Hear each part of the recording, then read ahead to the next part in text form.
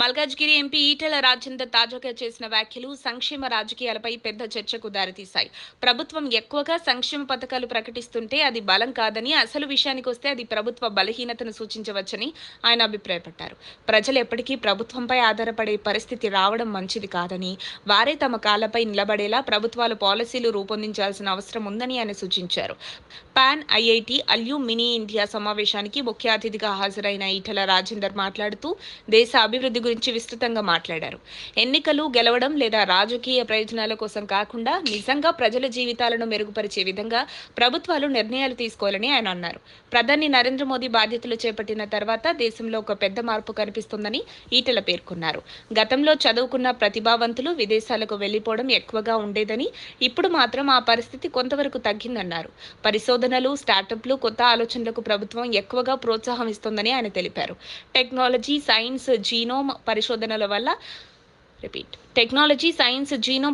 వంటి రంగాల్లో పెట్టుబడులు పెరగడం ఎంతో ముఖ్యమని ఈటెల చెప్పారు. ఈ రంగాల్లో పెట్టుబడులు లేకుండా దేశం ముందుకు వెళ్లడం అసాధ్యమని ఆయన అభిప్రాయపడ్డారు. ఒకప్పుడు ఐఐటీలు, మెడికల్ కాలేజీల్లో చదువుకున్న ప్రతిభావంతులు విదేశాలకు వెళ్లిపోతున్నప్పుడు చాలా బాధ కలిగేదని ఆయన గుర్తు చేసుకున్నారు.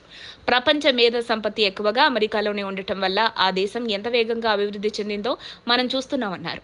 అమెరికా లాంటి దేశాలు ప్రపంచాన్ని ప్రభావితం చేసే స్థాయికి ఎదిగితే భారత్ ఎందుకు అలాంటి స్థాయికి ఎదగకూడదని ఈటెల ప్రశ్నించారు.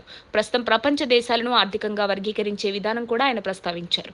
అమెరికా, రష్యా వంటి దేశాలు ఫస్ట్ వరల్డ్ దేశాలుగా ఉంటే బ్రిటన్ మరియు యూరప్ దేశాలు సెకండ్ వరల్డ్ పరిగణించబడుతున్నాయని చెప్పారు. భారత్, బంగ్లాదేశ్, పాకిస్తాన్ వంటి దేశాలను ఇంకా థర్డ్ వరల్డ్ దేశాలుగా పిలవడం బాధాకరమని వ్యాఖ్యానించారు. అంతటి మేధా సంపత్తి ఉన్న భారత్ ఇంకా ఆ స్థాయిలోనే ఉండటం ఆలోచించాల్సిన విషయమని ఆయన అన్నారు.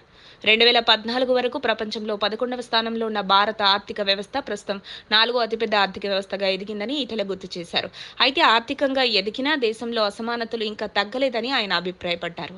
ఇప్పటికీ 80 కోట్ల మందికి ఉచిత బియ్యం అందిస్తున్నామని చెప్పడం దేశ పరిస్థితిపై ఆలోచించాల్సిన అంశమని ఆయన పేర్కొన్నారు. నిజమైన అభివృద్ధి అంటే ప్రజలు స్వయంగా ఆర్థికంగా బలపడడం, అవకాశాలు పొందటమని ఈటెల అన్నారు. మరిన్ని అప్డేట్స్ కోసం మా కాయ్ టీవీని సబ్స్క్రైబ్ చేసుకోండి. మా వీడియో కనుక మీకు నచ్చినట్లయితే లైక్ చేయండి, షేర్ చేయండి. మీ విలువైన అభిప్రాయాలను కామెంట్ బాక్స్లో తెలియజేయండి.